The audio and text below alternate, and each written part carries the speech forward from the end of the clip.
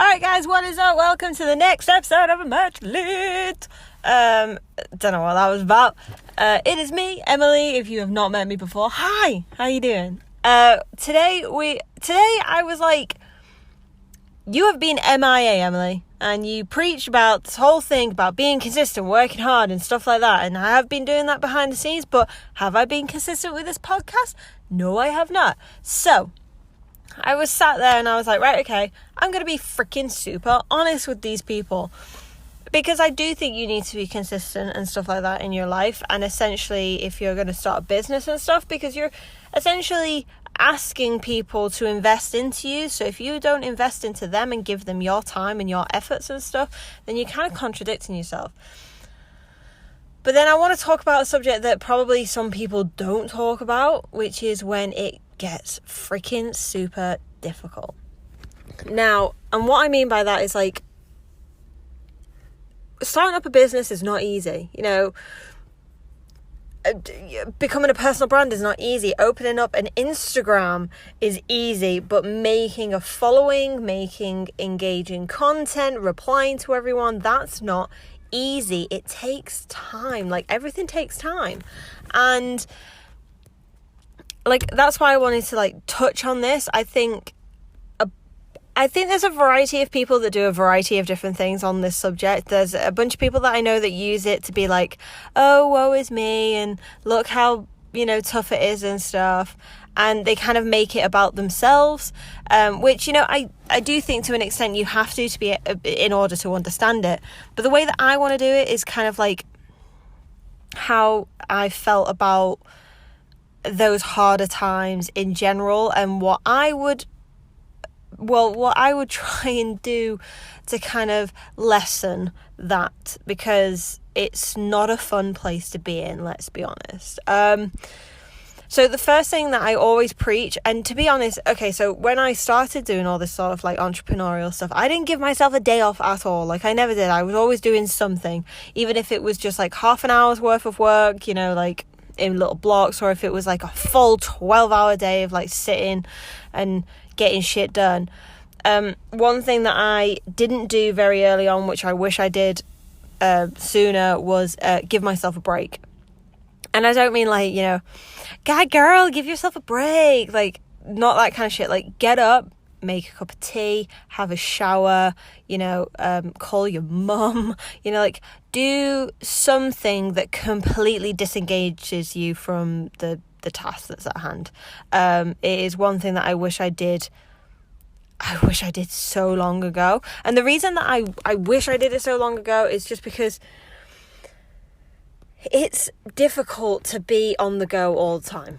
You know, like, especially if this is like your side job, your side hustle. It's something that I preach about a lot, you know, like, if that is what it is, you've got a day job as well. You know, you've got a day job for like 8-9 hours, and then you come home and then you're working at your computer for 4 or 5 hours. You know, in that period of time, you've got to give yourself a break. And I think it's where it gets misconstrued a lot, because obviously with social media, people put out their fancy new car or their new house or them going on holiday, and they put all of these amazing things in front of you, which is like, yeah, this is why you should grind hard and never, ever, ever, ever, ever stop. And they're probably not doing that. I mean, like, I'm not saying that I'm rolling around in a frigging brand new, like, Audi and I have, like, a 4-bedroom house and stuff. I don't. I really don't.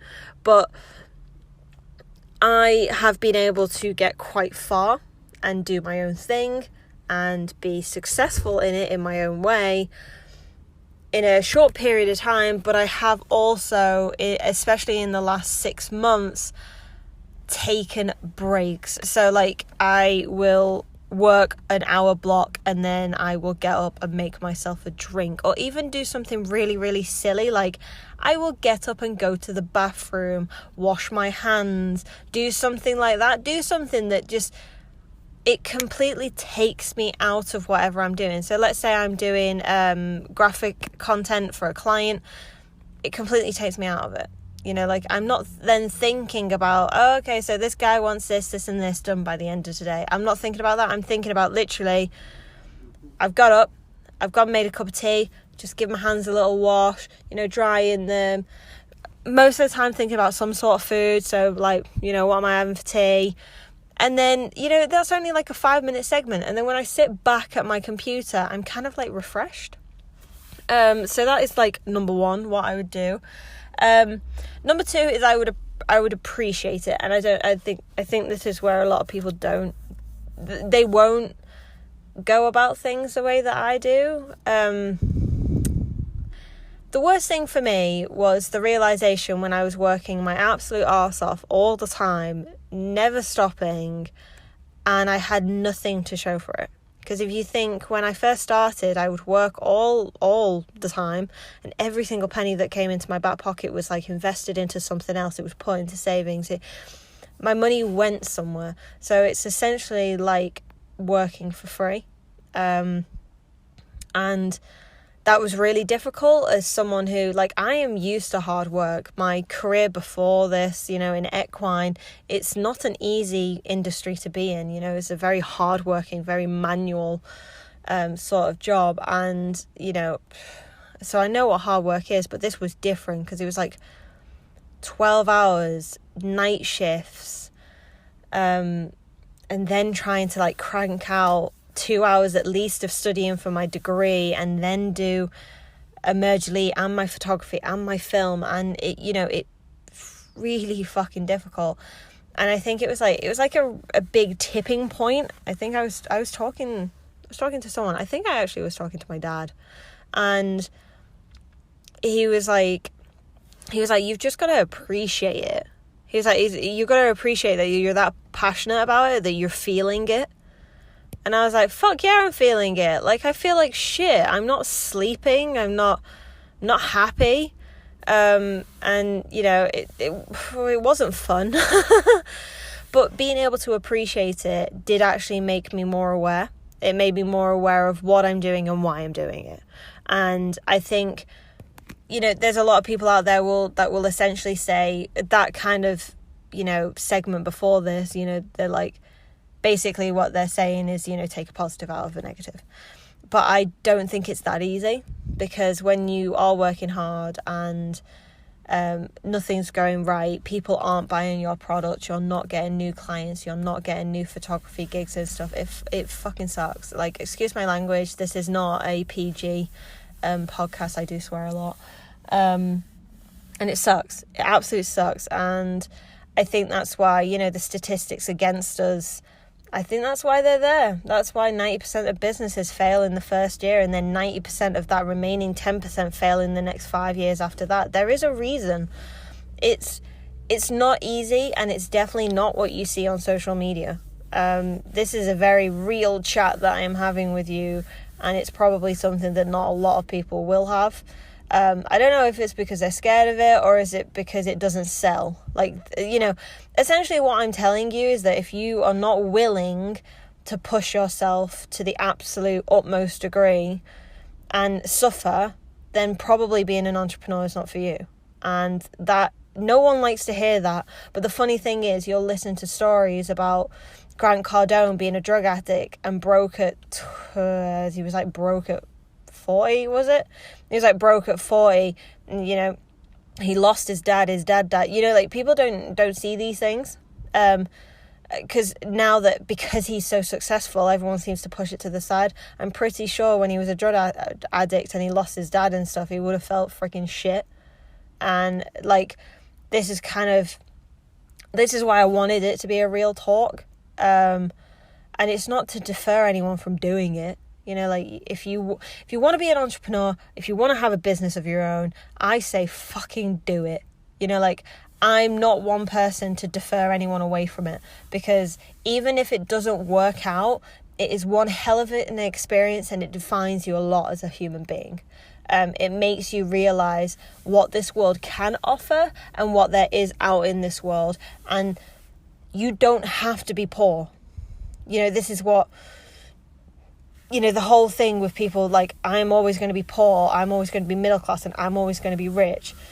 Yeah, you probably are if you're sitting there doing fuck all. Like, if you're sat there on your minimum wage job and you're complaining about it all the time, but you won't get up off the couch and stop watching TV to go and get it, then yeah, you are going to be middle class or lower class, and that's it. But if you're going to complain about it, that's your fucking problem, not anyone else's. And that, like, I am sorry to be that blunt, you know, like, but this isn't a podcast to make you feel all gooey and happy and everything like that about yourself all the time. Like, I am realistic. I've been there, I've done that, and the main aim of this podcast is to teach you, so you hopefully can defer past the things that the mistakes I made, the hundreds, the thousands of pounds that I have wasted and lost and been fined for. Like, you know, we'll get into conversations of me getting fined by the tax man.